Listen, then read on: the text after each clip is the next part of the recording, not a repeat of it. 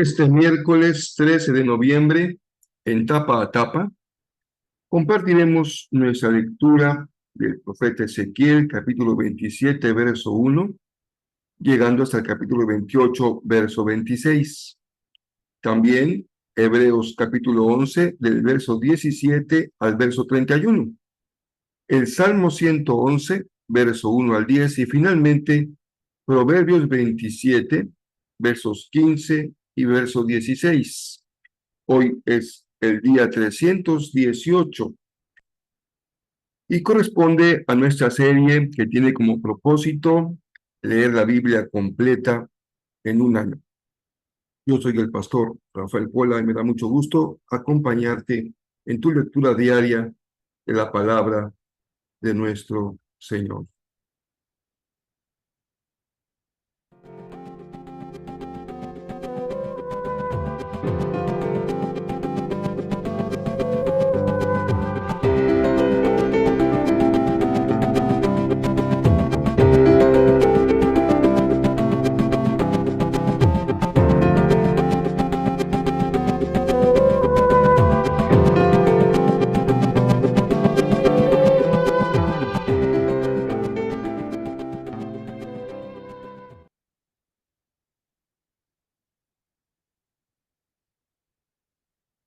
Hemos aprendido a confesar a Jesús como nuestro pastor.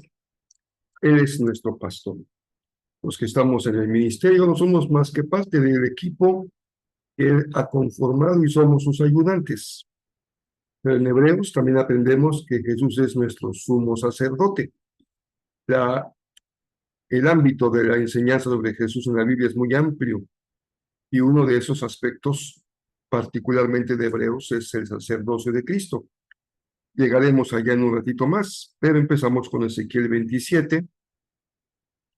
Y en este pasaje vamos a encontrar un principio práctico para nuestra vida que creo que puede sernos de una gran utilidad. Pero empecemos con los diferentes mensajes que Dios le da a Ezequiel. Son en este caso cantos fúnebres. Un canto fúnebre para Tiro y un canto fúnebre para el rey de Tiro. En los dos casos se cumple con un formato que se usaba en la cultura antigua de estos cantos fúnebres. Se refiere a la grandeza del difunto, sus obras, lo logrado, aquello que es digno de reconocimiento y encomio, y también en este caso se incluye la razón por la cual el Señor ha decidido obrar para ponerles un fin, castigarlos. Como Tiro es una ciudad marítima, pues se utiliza una figura de un barco para hablar de su grandeza y también de su caída, porque es una nave que naufragó. Al final de su grandeza hay un naufragio. El caso del príncipe de Tiro era un gobernante arrogante, casi se creía un dios, dice el profeta Ezequiel, pero va a saber que no es más que un simple hombre, y eso es importante que los que están en gobierno, en cualquier tipo de eminencia de liderazgo, no se olviden de que no son más que simple hombres. Esto es una enseñanza ya de entrada muy importante para nuestra vida. También viene un mensaje para Sidón y el juicio sobre ella, y finalmente una palabra de promesa, de esperanza para el pueblo de Israel. ¿De qué consiste? Ya lo conocimos, volverá a vivir en su propio país, dice el profeta. Se le va a reunir de todos los países donde han sido esparcidos, y este ha sido el signo de Israel, la diáspora. Es un pueblo que ha vivido poco tiempo en su propia tierra y ha pasado muchos cientos de años en una diáspora que viene y va y regresa y otra vez vuelve, y eso ha sido parte de su historia, de su trayectoria de vida. ¿Qué enseñanza práctica tenemos en este pasaje? Pues cuando está uno relacionado con temáticas que tienen que ver con el mundo de la planeación, ya sea de organizaciones o personal, aprende ciertos principios. Uno de ellos es que hay que dirigir la vida teniendo el fin en mente. Empezar teniendo el fin en mente. ¿A dónde quiero llegar? ¿A dónde espero llegar? ¿Cómo me veo al final de una jornada? Algunos están más cerca de este punto que otros. Y cuando estamos más cerca del punto de arranque, lo vemos tan lejos que consideramos que puede ser una pérdida de tiempo detenerse a pensar en eso, el punto de llegada. Pero es muy útil cuando desde las etapas tempranas uno puede plantearse cómo me imagino mi vida al final. Y aquí está justamente lo que aprendemos de este canto fúnebre para Tiro, para Sidón y para sus gobernantes. Su final fue un final muy trágico. El presente de Israel es terrible, pero el futuro que le anuncian es un futuro distinto. Y vean, hermanos y hermanas queridos, cómo cuando usted tiene en su corazón la fe en el Dios de la Biblia, puede aquilatar esta promesa para usted mismo y considerar que tu futuro, ya sea en la dimensión humana o en la dimensión espiritual, está en las manos del Señor. Tiro, Sidón, sus gobernantes presumían su fortaleza, su riqueza, su lugar estratégico en el mundo, muy cerca de la costa del mar Mediterráneo, un lugar de mercadería, de prosperidad, pero su fin fue terrible. Y el caso de Israel, aunque ha fallado y fallado, mantiene la velita encendida de la promesa y ve un futuro en donde serán otra vez reunidas todas las tribus en un solo lugar, bajo la bendición del Señor. Hay aspectos en nuestra vida de carácter práctico que vale la pena tomar en cuenta para pensar en el fin, cómo nos imaginamos el fin. Y no tenemos, lamentablemente, pocas historias que contar de personas que en su tiempo admiramos, vimos su desarrollo, su crecimiento, su éxito, pero al llegar a contar los últimos años, pues los vemos resentidos, alejados, llenos de amargura, de tristeza, de frustración, en algunos casos también de pobreza, aunque pudieron haber prosperado mucho en alguna etapa de su vida, el no tener conciencia de que llegará el día en donde las vacas gordas se vuelvan flacas, será un tiempo difícil.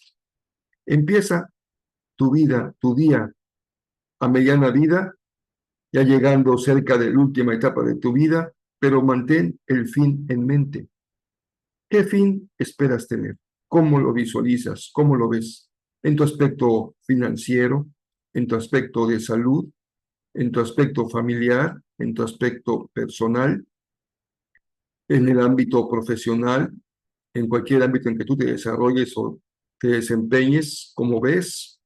¿Cómo puedes aquilatar tu visión de una buena vez? Si el Señor te permite llegar a ella, lo que tengas que hacer hoy para enmendar el camino, para ponerte en la senda correcta, hazlo. Nunca será demasiado tarde.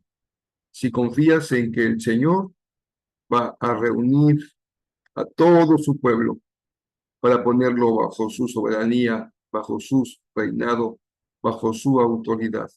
De las cosas del Señor, el Señor se encarga. De eso no tenemos duda. Pero de nuestra mayordomía personal es nuestra responsabilidad. Somos mayordomos. No solamente incluye nuestra vida personal, porque podemos estar muy bien nosotros, pero si los nuestros no están bien, también es una carga. Así que hagamos todo lo que es en nuestra mano para que también los nuestros estén bien. Y más allá del ámbito familiar, pensemos en nuestra ciudad, en nuestra área de vida más cercana. ¿Qué podemos hacer? ¿Cómo podemos contribuir para que haya un futuro mejor? Tal vez eso nos falta un poquito en nuestra cultura, pensar en el bienestar de nuestras comunidades para asegurarnos de que serán ciudades, poblados, comunidades bajo la paz del Señor, bajo el reino del Señor. Porque esa fue la misión de Jesús, proclamar el reino. Y esa también es nuestra misión, proclamar el reino. Hebreos continúa con esta lista de los que se han llamado héroes y heroínas de la fe. Estamos en el capítulo 11. Y vean lo que hoy sí quiero resaltar, porque son poquitos personajes respecto a lo que se dice de ellos. ¿En qué sentido son ejemplares en su fe? No en lo que de manera natural diríamos porque creyeron en Dios. Son ejemplares porque esa fe obró de cierta manera, tuvo cierta consecuencia. Primero, en Abraham ofreció a Isaac un paso de una fe radical. Isaac les prometió a sus hijos, Jacob y Esaú, bendiciones. Es una fe en la provisión de Dios. Jacob bendijo a los hijos de José. Los que no eran contados entre los 12 fueron contados entre los 12. La fe de José obró para bendición, de Jacob, perdón, obró para bendición de ellos. José, su fe consistió en saber que sus huesos saldrían de Egipto junto con el pueblo de Israel. Allí estuvo su fe. Los padres de Moisés, ¿cómo operó su fe? Escondiendo al niño por 3 meses para que no fuera muerto. Moisés mismo, ¿cómo fue que la fe obró? Prefirió ser maltratado como parte del pueblo de Dios y renunció a su privilegio como hijo de la hija del faraón. Habían puesto la mirada como en algo mayor. La fe es poner la mirada en algo mayor, aunque a veces en el mundo no se le considera como algo mayor, pero para quien está en las cosas del Espíritu, entiende las cosas del Espíritu. También habla de Israel atravesando el Mar Rojo, habla de Israel marchando alrededor de Jericó y hablan de la prostituta que dio cabida en su casa a los espías y por ese motivo no fue destruida. La fe de cada uno de ellos, fíjense cómo en cada caso la fe tuvo una aplicación distinta, pero en todos los casos se reconoce como un hecho producto de la fe en el Señor. Les comparto una gotita de miel del Salmo 111. Ha mostrado su gran poder a su pueblo al entregarle las tierras de otras naciones, al proveerles de tierra. Todo lo que hace es justo y bueno, y todos sus mandamientos son confiables, siempre son verdaderos para ser obedecidos fielmente y con integridad. La fe es también obediencia, y obediencia significa caminar en la vida con integridad y con fidelidad. Al final se dice algo de una esposa negativa, porque las hay.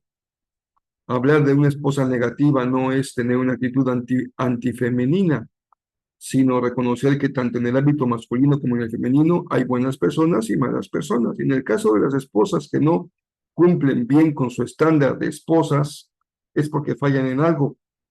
Y dice Proverbios, una esposa que busca pleitos es tan molesta como una gotera continua en un día de lluvia. Bueno, no hay mucho más que decir. Los invito a que se inscriban a la mayor velocidad posible porque tenemos que cerrar la lista y confirmar en el lugar de la excursión cuántos iremos. Así que hoy miércoles debemos hacerlo a más tardar para que sepamos cuántos vamos a estar en la actividad del fin de semana, que no se la pierdan. Vamos a pasarla muy bien, se lo puedo asegurar.